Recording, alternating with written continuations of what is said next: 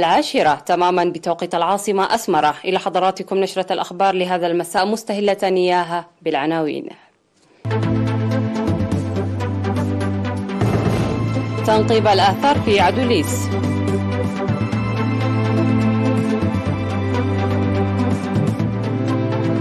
دعوة لتقديم المزارعين منتجات جيدة.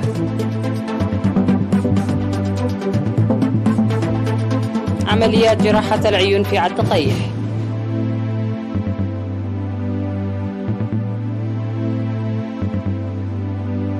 الأمم المتحدة تعلن مقتل 32 مدنيا على أيدي متمردي شرق الكونغو. بعد وفاة 9 أشخاص، غينيا تؤكد أول تفشي لفيروس ماربورغ. البرلمان الأوروبي يقر حظر بيع السيارات العاملة بالوقود. مرحبا بكم. تتواصل عملية التنقيب عن الآثار في ميناء عدوليس التاريخي التي بدأت عام 2011. وأوضح المشرف على أعمال التنقيب الدكتور تسقاي مدين لوكالة إيرينا أن أبحاث الآثار الجارية بتعاون مفوضية الثقافة والرياضة والشركاء الإيطاليين تستمر بقوة بعد وباء كورونا.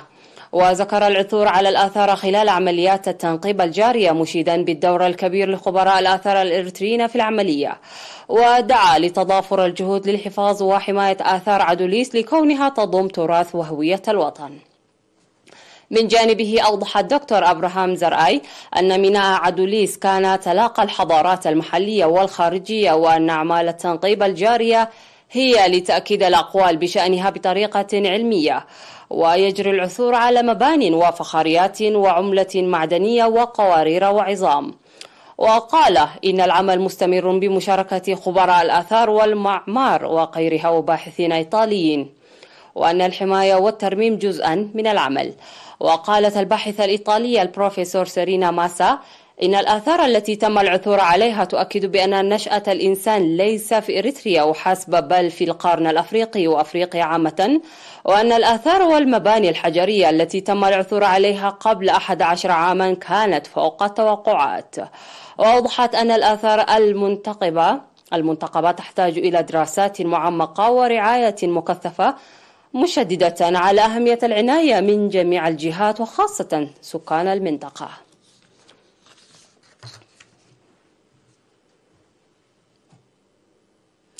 دعا مكتب حجر النبات والحيوان في مديرية تسني المزارعين تقديم خدمات جيدة معروفة المصدر للمواطنين. وأوضح خبير رقابة الثروة النباتية السيد تخلة كيداني السيطرة على منتجات المزارعين من البصل والطماطم التي رشت بالمبيدات الكيميائية والسماد المصنع في غير وقتها.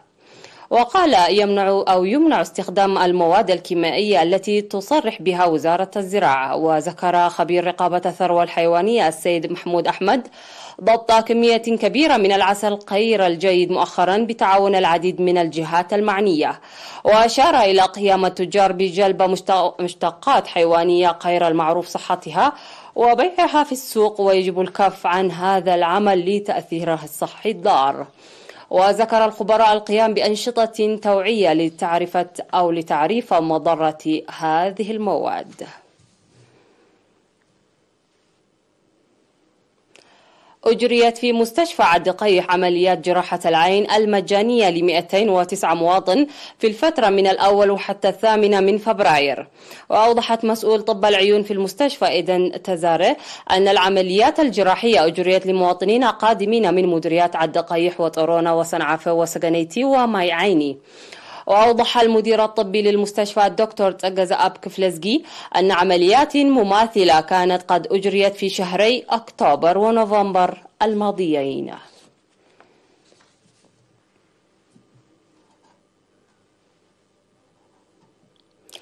قيم مكتب الجبهة الشعبية للديمقراطية والعدالة في إقليم جنوب البحر الأحمر أنشطته للسنة الماضية في اجتماع عقده في عصب يوم 14 من فبراير. وقدم سكرتير الجبهة في الأقليم السيد رزاني ميكائيل تقريرا حول تنفيذ البرامج بالنظر إلى خطة العمل الموضوعة والمميزات والقصور، وذكر تنفيذ برامج التوعية والتعليم وعقد سيمينارات حول قضايا المرحلة وتنظيم النفير التنموي وتأهيل الكادر. وقال إن برامج هذه السنة ستشمل تأهيل الكادر وتعزيز مساهمة الأعضاء في المؤسسات والمجتمع ورفع الوعي.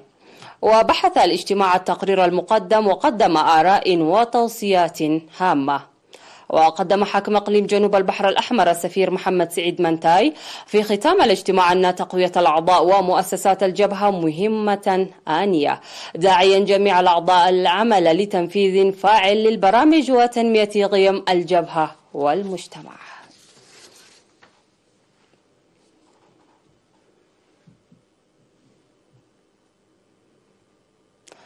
نظم الاتحاد الوطني للشباب والطلبة فرع الإقليم الجنوبي دورة تدريبية لأكثر من 70 امرأة شابة في 12 مديرية في الإدارة والقيادة من 6 حتى 9 من فبراير.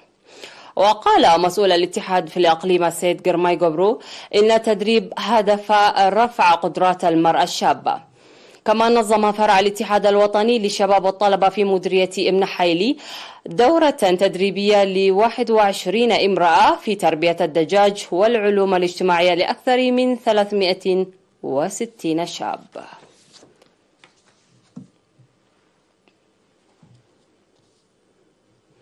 فاصل ونعود لمتابعة الأنباء على الصعيد العالمي، ابقوا معنا.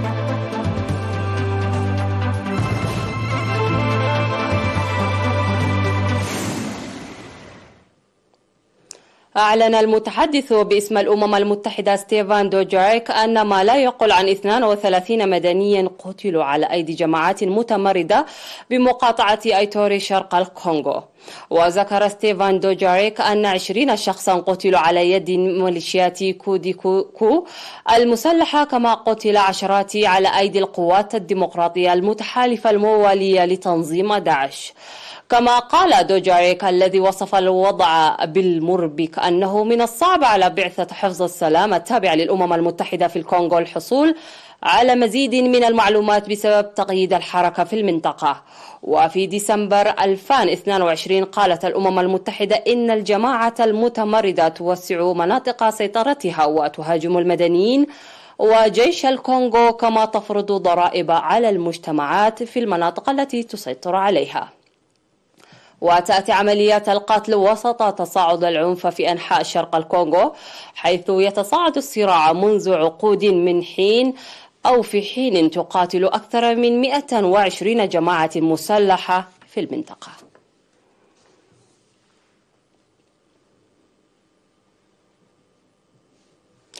قالت منظمة الصحة العالمية إن غينيا الاستوائية أكدت أول تفش لفيروس ماربورغ بعد وفاة ما لا يقل عن 9 أشخاص في إقليم كي تانيم. وقالت المنظمة في بيان المزيد من التحقيقات جارية تم نشر فرق متقدمة في المناطق المتضررة لتتبع المخالطين والعزل وتقديم الرعاية الطبية للأشخاص الذين تظهر عليهم أعراض المرض. ويعتبر الفيروس شديد الخطورة، صنفته منظمة الصحة العالمية من مجموعة المخاطرة الممرضة، والتي تتطلب المستوى الرابع من مكافة الاحتواء. وقالت المنظمة خبراء الصحة اجتمعوا في جميع أنحاء العالم لمناقشة سبل تطوير لقاحات أو علاجات لفيروس ماربورغ.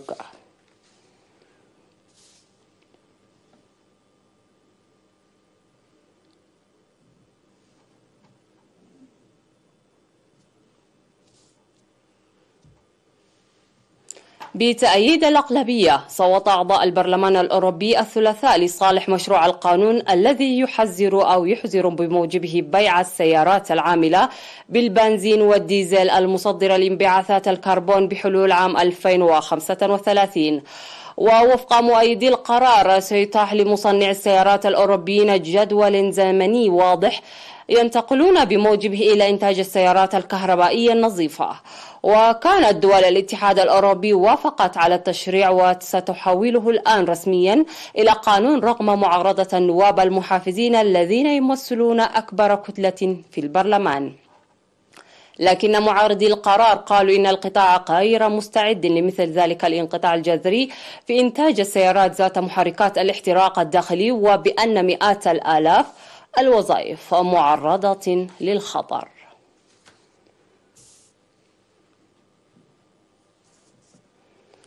تسابق فرق الإطفاء في تشيلي زمنا من أجل السيطرة على حرائق الغابات الواسعة التي اندلعت هناك منذ حوالي أسبوعين. وتأتي هذه الحرائق وسط موجة حر شديدة تزيد من صعوبة إخماد النيران. وحتى الآن أضرت الحرائق على أكثر من 425 ألف هكتار من الأراضي، والتهمت حوالي 1500 منزلا وأودت بحياة 24 شخص. وتحاول فرق الإطفاء إخماد أكثر من 300 حريق نشط حاليا في الأرض والجو عن طريق استخدام الطائرات والمروحيات.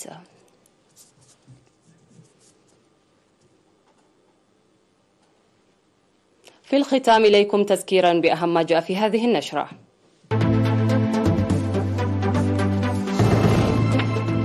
تنقيب الآثار في عدوليس.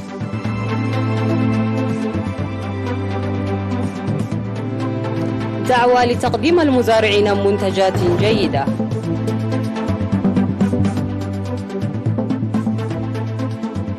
عمليات جراحة العيون في عالدقيح.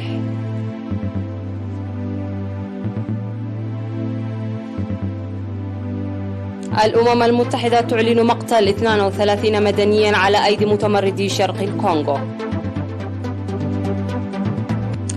بعد وفاة 9 أشخاص، غينيا تؤكد أول تفشي لفيروس ماربورغ. البرلمان الأوروبي يقر حظر بيع السيارات العاملة بالوقود.